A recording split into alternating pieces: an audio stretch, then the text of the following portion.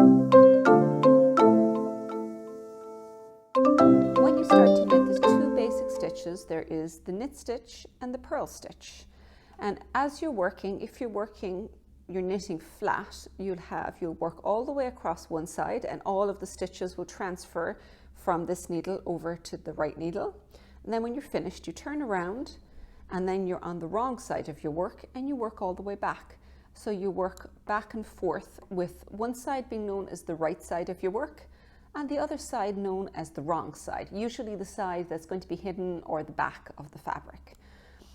The knit stitch and purl stitch can form all sorts of other different stitch patterns. It can perform what's known as stockinette stitch.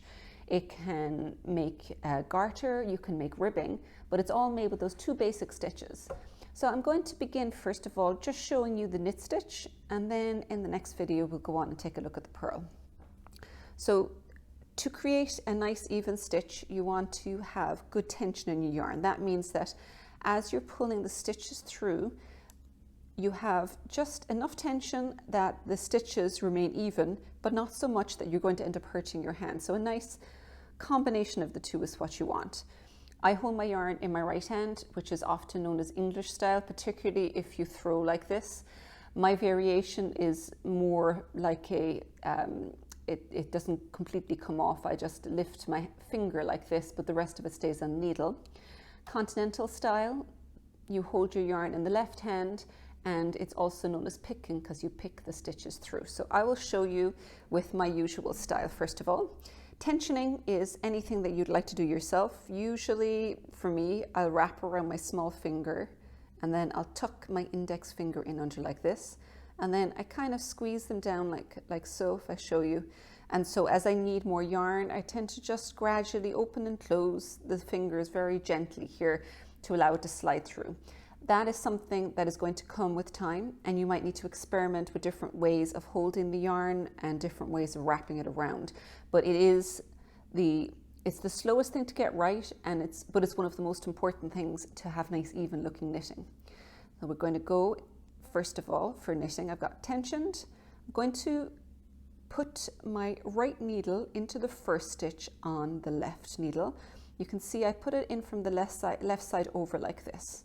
So you leave it in like that. Often I might balance it, this one here, with the tip of your left hand to make sure things don't fall apart. And then either with your finger like this or possibly the whole hand, you wrap your yarn all the way around the tip, and then you try to tension it so that you've got just enough tension that it's going to hold that stitch in place and make it the size you want. Then you push that tip through, and that's going to be your new stitch, and you no longer need this original one, so you'll slip that off. So the original stitch is down here and your new one is sitting on top of it, and you're going to keep working across on each stitch like that. Put the tip of the right needle into the left needle, the first stitch on the left needle from the left to the right. Wrap that yarn around the tip, hold the tension, push that through and take it off. Push it through, wrap it round, push it through, wrap it round, push it through and wrap it round. And now we've reached the end of the row. Turn your work and you begin working on the other side. I'm going to take a little break there and I'll show you how you will work a purl stitch. I just finished this row here, and the next row I will work by turning around like this.